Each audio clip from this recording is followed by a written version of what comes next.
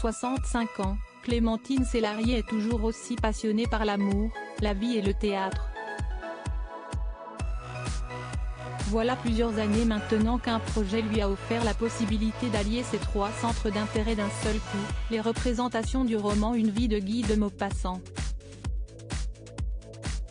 Sur la scène du théâtre des Mathurins puis du Petit Saint-Martin, Clémentine Célarié se donne corps et âme, comme pour traduire et transmettre toute l'admiration et la passion qu'elle voue à l'auteur découvert dès sa plus tendre enfance. Guy de Maupassant amène, et ce bien malgré lui, permis à Clémentine Célarié de connaître ses premiers émois d'adolescente.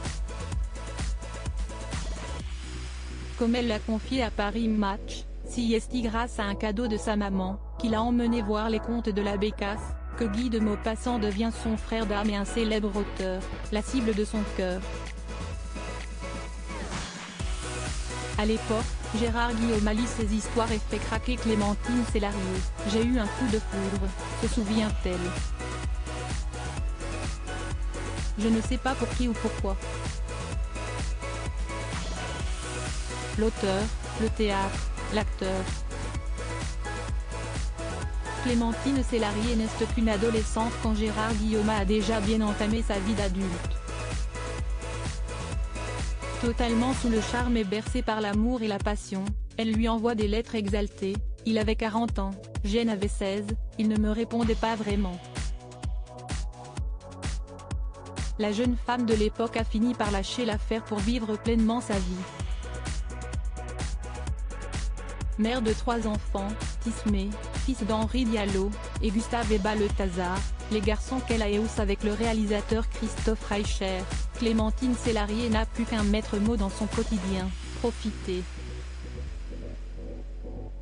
Tout le monde pense que tu vas mourir en 2021, Clémentine Célarié reprend la plume et publie les mots défendus aux éditions. Dans cet ouvrage, la comédienne se livre à cœur ouvert sur le combat qu'elle a mené en secret contre le cancer du côlon qui l'a frappé fin 2019. Quand tu dis que tu as un cancer, tout le monde pense que tu vas mourir. Je n'avais pas envie de faire dans le larmoyant. Son public n'est pas au courant avant la sortie de son livre, ses proches non plus.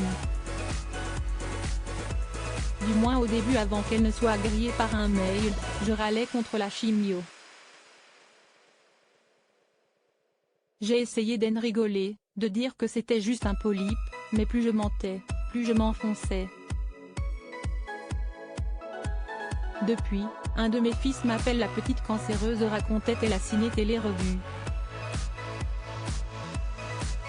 Cette épreuve lui a fait prendre conscience de l'essentiel. Quand vous avez eu un cancer, vous êtes comme un incendie de forêt. Quand vous êtes guéri d'un truc comme ça, vous êtes tellement reconnaissant à la vie qu'on ne va pas perdre du temps. L'actrice vit désormais à 100 à l'heure et elle a bien raison.